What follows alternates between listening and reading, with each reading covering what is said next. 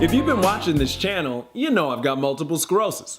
I was diagnosed 2.5 years ago and had a follow-up MRI earlier this year that reported no disease progression. 2.5 years of no progression for a disease that does nothing but progress is pretty dang good. And my doctor said, hey, whatever it is you're doing, dude, keep doing it. Well, here's a quick rundown of what I'm doing, and maybe it can be helpful to you.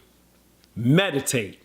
Living life without a practice like meditation or yoga is sort of like trying to use your cell phone all day long without charging it.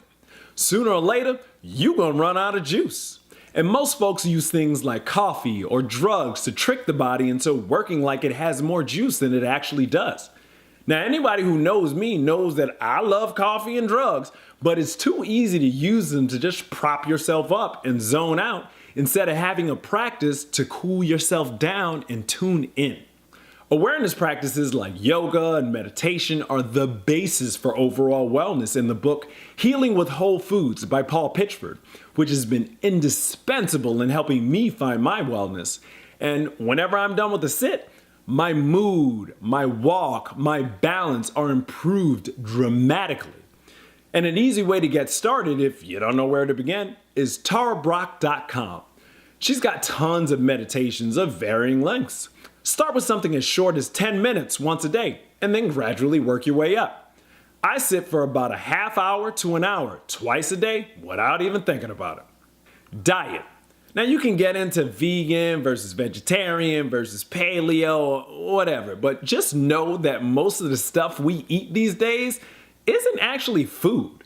The more you put actual food in your body so that the cells have what they need to just be regularly functioning cells, the better you will feel.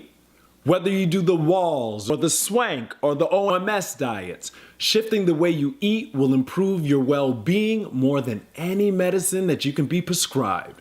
Something else that also goes along with diet is intermittent fasting. It's not as tough as I once thought it was going to be because ain't nobody trying to be hungry on purpose.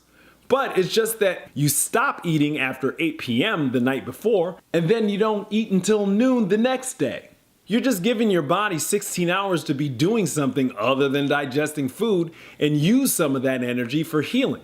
Try new things.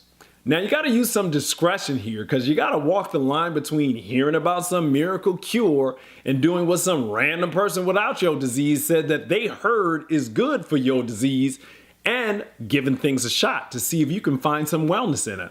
Not everything you hear about or read about is going to improve your symptoms in particular, but you won't know unless you give it a try.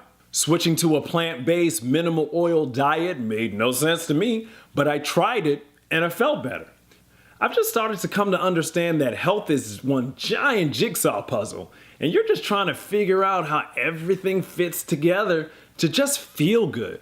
And trying new things is really the only way you'll figure that out. Chinese medicine. I'm huge into acupuncture. Western medicine is great at certain things that Eastern medicine is not great at all, and vice versa. But because I try new things, like in the previously mentioned rule, I found my way to acupuncture.